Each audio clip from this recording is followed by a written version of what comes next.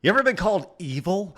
Me too. Oh man, I had no idea why, but today I guess we're going to find out why because we have the video about the psychology behind why woke liberals think white people are evil. Let's find out how bad we truly are and exactly why they think that's the case. Your grandpa was a white slave. Tell me about that. Well, he was taken by the Germans into Nazi Germany during the war to be a slave laborer on a farm, I think. And the reason I bring it up in the book, as you know, is that I talk about slavery more broadly. And I just think on that issue, I really do think the world's gone completely crazy. Everywhere in the world throughout history, every great empire, every great civilization practiced slavery and considered it either normal or good, or in some cases, a kind of unpleasant reality that we all have to deal with, like bad weather or whatever. You know, well, look. So my daughter is going through school right now. They had a segment on slavery. I would walk with my daughter to school on a day-to-day basis and learn about what she's learning. For her to actually understand that slavery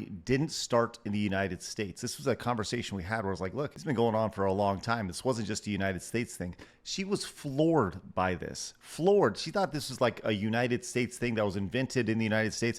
It's what they're not teaching, which is probably the most amazing thing about this. This has been going on long before, and with all races, all colors, all everything, right? And I was just as floored as she was that she had not been taught that. It's raining, like that's not nice, but that's, you know, that's what it is. And then along came the British Empire, which practiced slavery to the best of its ability, like all other empires before it, and then ended it, not only within its own borders, but actually forced other countries to end it, to the point where there are countries in the Middle East that didn't give up slavery until the middle of the 20th century and only under pressure from the Brits, right? And there's still some going on now. So this is the example I give in Immigrant's Love Letter to the West. Let's say that we get to a point where, you know, eating animals is considered as bad as slavery is considered now. Probably will get there eventually, right? If the vegans have their way. Do you remember when you... Listen, I'm going to tell you this right now. I ain't stop eating no steak. I love me some steak from Texas. You guys ever had chicken fried steak? Just saying, got to you. You were sat next to me and they put, I really didn't want them to, but they put a big thing saying vegetarian on my plate. Yeah. Did I rinse you for that? Oh, yeah. And I think Francis also, it was another time, called me a nonce. Did he? Yeah. For not killing animals? Yeah. That sounds like a Francis thing to call you. But anyway, so let's say we get to a point where, you know, nonces like you Yes. Have won. That'd be in the trailer. Yeah. Then would we say that the first country to end the practice of killing and eating animals should feel endlessly guilty about having once eaten animals? Or would we say that this was the most progressive society in human history? Or the latter. So what's going on? What is going on? I don't know. I think British people seem to really like feeling guilty about stuff. Yes. But they don't. This is it, because I wonder about this guilt. And I know that Gad Saad calls it suicidal empathy.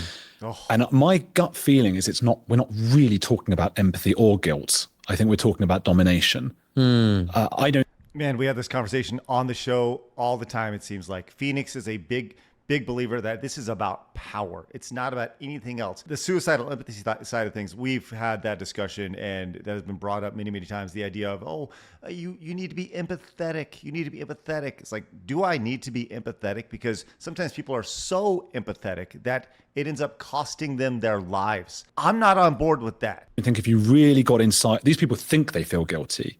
Maybe I'm going in too far here, but I don't think they're sitting around really feeling guilty. They're feeling tribal. They're feeling like I'm one of these people who has a go at my own culture because it's fashionable and it lifts me up. How is that empathy? Empathy is being able to understand both sides, even the unfashionable one. I think there's definitely a lot of that going on, but I think the people with that idea of dominating others are also preying on other people who don't want to. Like, what I've just said is factually correct, it's logical, and most importantly, it's true. Right? But we don't care about that. We don't care about facts, logics, or truth. We care about tribalism. And I think what they're saying, actually, like, how many people do you know that, let's just hypothetically, look, vegan is the easy punching bag. We punch at it all the time on the show, right? The idea that, what do you see? What's the first thing people, like, the joke about the vegan is they'll let you know they're vegan, right? That's the first thing they're going to tell you, right? It's not like people walk around and be like, hey, you know, I love steak. You know, even though I do love steak, it's not something I like introduce myself with or needs to be told immediately. But a vegan will be like, hey, I'm vegan. But why is that? Because there's some tribalism. There's some us versus them. It's especially when it comes to something like eating eating food, right? We are doing the right thing. We are right in justice. We are being empathetic towards a species or a society, right? And in some of those vegan cases, they're literally killing themselves. But hey, it's us versus the world. And I think what they're saying is very accurate. Have you ever heard anyone other than me make that argument? It's obvious. You don't have to be a genius to make the point that I just made. You really don't, because I'm not a genius. Why is it that no one else has made that argument? Well, we know why that is. Most people are afraid. They're terrified of saying the thing that I just said. So that's not because we have, and that's because they fear the domination, but they also feel guilty. They've been indoctrinated into feeling guilty about it, which is why the woke left inevitably produces the woke right. Because if you tell white people that they're all evil, then eventually you're going to create people who are saying, well, not only are we not evil, we're actually great. Let's make whiteness great again. Right. And that's where you get the backlash and the identity politics of the majority. Whereas my view is I just don't think identity politics is healthy, and we should have stayed well away from the crazies on the left, and we have to stay well away from the crazy ideas on the right about. Yes, I agree. Here's the thing, but it's happened. So how do you counter that? Because what happened was all these Looney Tunes, they essentially took over society after this perfect storm happened. And, this started creeping in before 2020, but let's just be real. 2020 is when everything went off the deep end with, COVID and all the stuff in the summer of love and all this stuff. It was nuts, right? And that's when the fence, the whatever was just kicked down, and the doors kicked down, and they're like, we're here. Literally, we're queer, right? Get over it. But I think that's where I first seen. And I remember in particular, just a quick side story here, back at my previous company, Game Attack, we were a gaming streaming brand, and the whole Summer of Love happened. And I've told the story on the show before, but how insane is it that during the Summer of Love, right? I use that term in quotations. While all that was going on, we did a podcast, and it's four white guys talking about what was going on up in Minnesota at the time.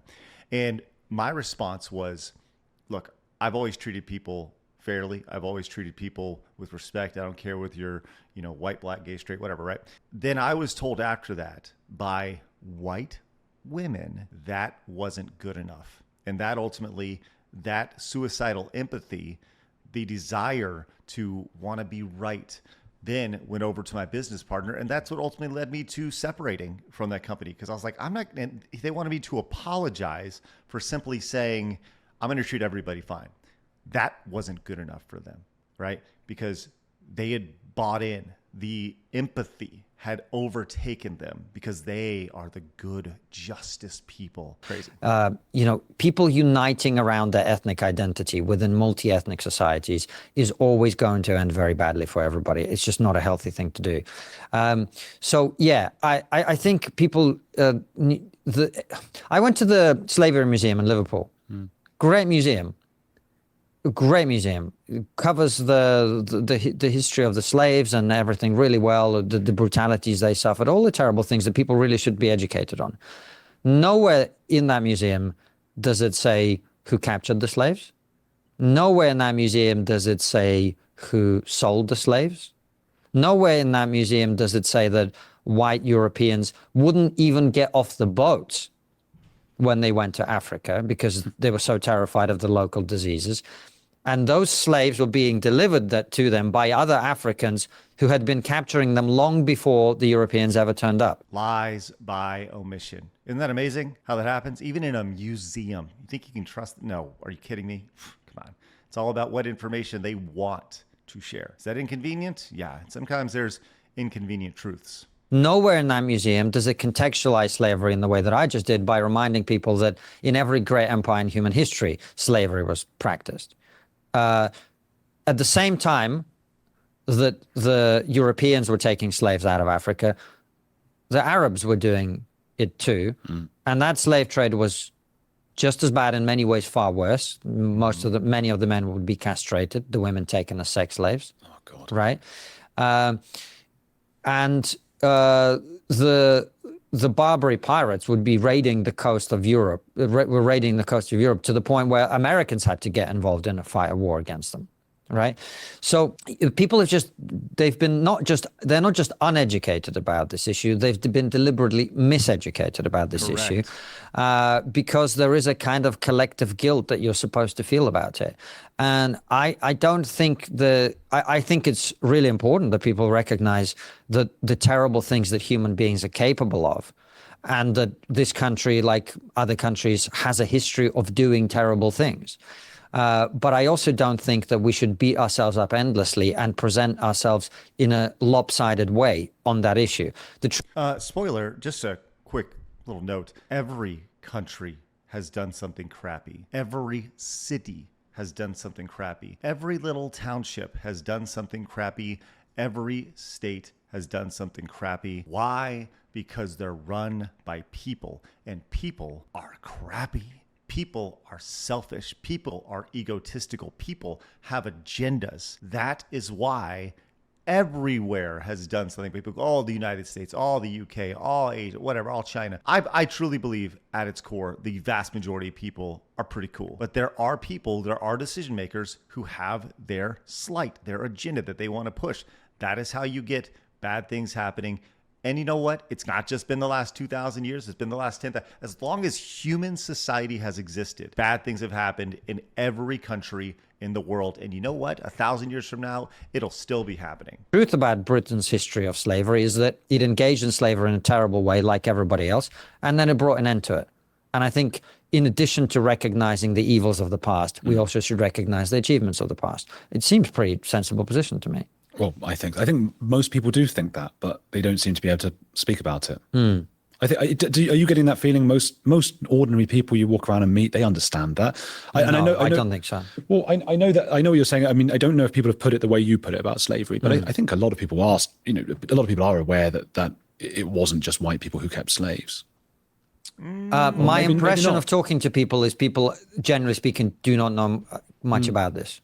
I agree. I 100% agree. I think that the common conception is that it was just white guys. That's it. That's the one thing that you see over and over again. That's what's literally taught, and I agree with Kissin over here. And part of the reason is it's one of those things that you don't necessarily want to look into. Yeah. Because what happens if you actually find out the reality? What do you then do with that information? I'll tell you exactly what you do. You end up like Sonny Hoskins going, wow. That's exactly what you happen when you figure out that your family did some messed up things as well. I don't know if you guys remember that, but Sonny Hoskins found out that her family was slave owners, and she's one of the biggest race baiters out there. And she's like, "Oh my gosh, wow! I can't believe that happened. It's insane." Yes, you do not want to cross that bridge because they want to keep their head in the sand like an ostrich. So was it a great-grandfather or grandfather? That was my grandfather. That was your grandfather. And on the other side, there was also what seems like slavery. Well, my grandmother on my dad's side, she's my grandfather's second wife, but she's my grandmother for all intents and purposes. She was born in a gulag, in a forced labor camp for political prisoners. So you have the wrong opinion, or you're the wrong ethnicity, or you're from the wrong country, or you have the wrong opinions about stuff. You go to this camp for 10 years and you have to do slave labor, basically. Can I ask you a favor? Yes, you can. And Sonny Hoskins has something for you. Wow. Thank you, Sonny. Appreciate it. That was her response after learning about that. Definitely go check out that channel. I'll put a link to the full video and the channel itself. It's called The Daily Heretic, and it's a crossover interview. Lots of interesting stuff in there. And I think that those are uncomfortable truths that don't want to be taught. How were you taught in middle school, in high school about this? It's not a fun topic to talk about, but it's something that is taught. And as was mentioned so many times, it's not even taught the right way. There's so many literally lies from omission. Interesting topic. Subscribe here. Check out another video here. Appreciate you guys popping in.